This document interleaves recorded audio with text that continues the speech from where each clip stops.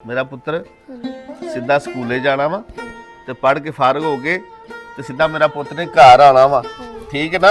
हाँ जी, खेडना नहीं मेरा बच्चा। अब्बू जी हाँ जी। आज तो मैं पुरानी वर्दी पुरानी जुत्ती पा के चला। अच्छा, कल स्कूल फंक्शन आ तो मैं नवी जुत्ती नवे कपड़े पा के जाने ने। नवी जुत्ती नवे कपड़े। उछला साहब काम से छोटा जा ਹੁਣ ਕੀ ਕੰਮ ਪੈ ਗਿਆ ਤੈਨੂੰ? ਕੰਮ ਇਹ ਸੀ ਕਿ ਮੇਰੇ ਬੱਚੇ ਦਾ ਨਾ ਸਕੂਲੇ ਫੰਕਸ਼ਨ ਹੈ ਕੱਲ ਅੱਛਾ ਤੇ ਸਾਰੇ ਬੱਚੇ ਨੇ ਨਵੇਂ ਕੱਪੜੇ ਪਾ ਕੇ ਆਉਣੇ ਨੇ। ਅੱਛਾ ਤੁਹਾਨੂੰ ਪਤਾ ਹਾਲਾਤ ਵੀ ਉਦਾਂ ਦੇ ਨੇ ਹੂੰ ਕਿ ਮਸਾ ਰੋਟੀ ਪੂਰੀ ਹੁੰਦੀ। ਜਿਹੜਾ ਤੁਹਾਡਾ ਸਾਹਿਬ ਨੇ ਜਿਹੜਾ ਉਹਨਾਂ ਦਾ ਬੇਟਾ ਵੀ ਮੇਰੇ ਬੇਟੇ ਜਿੱਡਾ ਤੇ ਤੁਸੀਂ ਜਰਾ ਕਹਿ ਕੇ ਨਾ ਉਹਨਾਂ ਨੂੰ ਤੇ ਉਹਨਾਂ ਦੇ ਬੇਟੇ ਦੇ ਕੱਪੜੇ ਤੇ ਜੁੱਤੀ ਇੱਕ ਦਿਨ ਵਾਸਤੇ ਯਾਰ ਮੈਨੂੰ ਲੈ ਦਿਓ ਤੇ ਯਾਰ ਤੇਰੀ ਮਿਹਰਬਾਨੀ। ਤੂੰ ਸਾਹਿਬ ਨੂੰ ਕਹਿ ਕੋਈ ਕੇ ਕੰਮ ਸ਼ਾਮ ਕਰ, ਤੂੰ ਆਪਣੇ ਬੱਚੇ ਲਈ ਕੁਛ ਹੈ ਬਣਾ, ਤੂੰ ਵਿਹਲੇ ਹੀ ਬੈਠਾ ਰਹਿਣਾ ਘਰ। ਯਾਰ ਤੈਨੂੰ ਵਕਤ ਭੁੱਲ ਗਿਆ ਵਾ ਜਦੋਂ ਤੇਰੇ ਸਾਹਿਬ ਕਰੇ ਮੈਂ ਕੰਮ ਕਰਨ ਆਇਆ ਸਾਂ। ਤੁਹਾਨੂੰ ਨੌਕਰੀ ਵਾਸਤੇ ਇੱਕ ਬੰਦੇ ਦੀ ਜ਼ਰੂਰਤ ਸੀ। ਠੀਕ ਹੈ, ਉਸੇ ਟਾਈਮ ਮੇਰੇ ਜ਼ਿਹਨ 'ਚ ਤੂੰ ਆਇਆ ਕਿ ਮੇਰਾ ਭਰਾ ਪੜ੍ਹਿਆ ਲਿਖਿਆ ਵਾ ਤੇ ਮੈਂ ਉਹਨਾਂ ਨੂੰ ਕਹਿ ਕੇ ਤੇ ਨੌਕਰੀ ਦਿਲਵਾਇਆ ਵਾ। ਤੂੰ ਹੁਣ ਮੈਨੂੰ ਪੁਰਾਣਾ ਵਕਤ ਯਾਦ ਕਰਾਏਂਗਾ ਹੈ? ਮੇਰੀ ਔਕਾਤ ਯਾਦ ਕਰਾਏਂਗਾ ਤੂੰ ਮੈਨੂੰ ਹੁਣ? ਯਾਰ ਸ਼ਰਾਜ਼ ਔਕਾਤ ਵਾਲੀ ਗੱਲ ਵੀ ਹੈ ਵੀਰੇ, ਜਜ਼ਬਾਤੀ ਨਾ ਹੋ ਮੇਰਾ ਚੱਲ ਚੱਲ ਉੱਠ ਉੱਠ ਚੱਲ।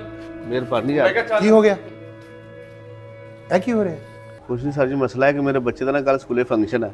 ਅੱਛਾ ਠੀਕ ਹੈ, ਤੂੰ ਮੈਨੂੰ ਕਿਹਾ ਵੀ ਨਵੇਂ ਕੱਪੜੇ ਤੇ ਨਵੀਂ ਜੁੱਤੀ ਚਾਹੀਦੀ ਤੇ ਮੇਰੇ ਹਾਲਾਤ ਨਹੀਂ ਐਸੇ ਹੈਗੇ ਕਿ ਮੈਂ ਨਵੇਂ ਕੱਪੜੇ ਜੁੱਤੀਆਂ ਲੈ ਕੇ ਦੇ ਸਕਾਂ। ਇਸ ਲਈ ਮੈਂ ਸ਼ਰਾਜ਼ ਸਾਹਿਬ ਕੋਲ ਆਇਆ ਸੀ। ਮੈਂ ਸਾਹਿਬ ਹਰਾਂ ਦਾ ਬੇਟਾ ਵੀ ਮੇਰੇ ਬੇਟੇ ਜਿੱਡਾ ਵਾ ਤੇ ਮਿਹਰਬਾਨੀ ਕਰਕੇ ਉਹ ਕੱਪੜੇ ਤੇ ਜੁੱਤੀ ਇੱਕ ਦਿਨ ਵਾਸਤੇ ਲੈ ਦਿਓ ਮੈਨੂੰ। ਤੇ ਮੈਂ ਸ਼ਰਾਜ਼ ਸਾਹਿਬ ਨੂੰ ਕਿਹਾ ਮੇਰਾ ਸਾਹਿਬ ਹਰਾਂ ਨੂੰ ਕਹਿ ਦੋ ਤੇ ਸ਼ਰਾਜ਼ ਸਾਹਿਬ ਗੁੱਸਾ ਕਰ ਗਏ ਨੇ ਤੇ ਮੈਨੂੰ ਧੱਕੇ ਦੇ ਕੇ ਬਾਹਰ ਕੱਢ ਰਹੇ। ਸ਼ਰਾਜ਼, ਕੋਈ ਸ਼ਰਮ ਹੈ ਤੈਨੂੰ? ਕੋਈ ਇਨਸਾਨੀਅਤ ਹੈ ਤੇਰੇ ਵਿੱਚ? ਭੁੱਲ ਗਿਆ ਬੰਦਾ ਕੌਣ ਹੈ? ਕੋਈ ਉਹੀ ਬੰਦਾ ਜਿਹਨੇ ਤੈਨੂੰ ਇੱਥੇ ਨੌਕਰੀ ਤੇ ਲਵਾਇਆ ਸੀ, ਜਿਹੜਾ ਬੰਦਾ ਤੇਰੇ ਰਿਜ਼ਕ ਦਾ ਬੰਦੋਬਸਤ ਕਰ ਰਿਹਾ ਹੈ। ਉਹ ਘਰ ਚੱਲ ਕੇ ਅੱਜ ਤੇਰੇ ਕੋਲ ਆਇਆ ਹੈ ਅਗਰ ਜ਼ਰੂਰਤ ਲੈ ਕੇ, ਤੇ ਤੁਹਾਨੂੰ ਧੱਕੇ ਦੇ ਕੇ ਬਾਹਰ ਕੱਢਣ ਦੇ। ਤੂੰ ਇੰਨਾ ਅਹਿਸਾਨ ਫਰਾਮੋਸ਼ ਹੈ ਕਿ ਉਸੇ ਬੰਦੇ ਨੂੰ ਭੁਲਾ ਕੇ ਬੈਠ ਗਿਆ। ਤੁਸੀਂ ਭਾਵੇਂ ਟੈਨਸ਼ਨ ਨਾ ਲਓ, ਬਿਲਕੁਲ ਟੈਨਸ਼ਨ ਨਹੀਂ ਲੈਣੀ। ਮਿਹਰਬਾਨੀ। ਤੁਹਾਡਾ ਬੱਚਾ ਇਨਸ਼ਾਅੱਲਾ ਤਾਲਾ ਫੰਕਸ਼ਨ 'ਚ ਜਾਏਗਾ, ਅੱਛੇ ਕੱਪੜੇ ਅੱਛੀ ਜੁੱਤੀ ਪਾ ਕੇ ਜਾਏਗਾ, ਅਰਮਾਨ ਦੇ ਕੱਪੜੇ ਪਾ ਕੇ ਨਹੀਂ ਜਾਏਗਾ।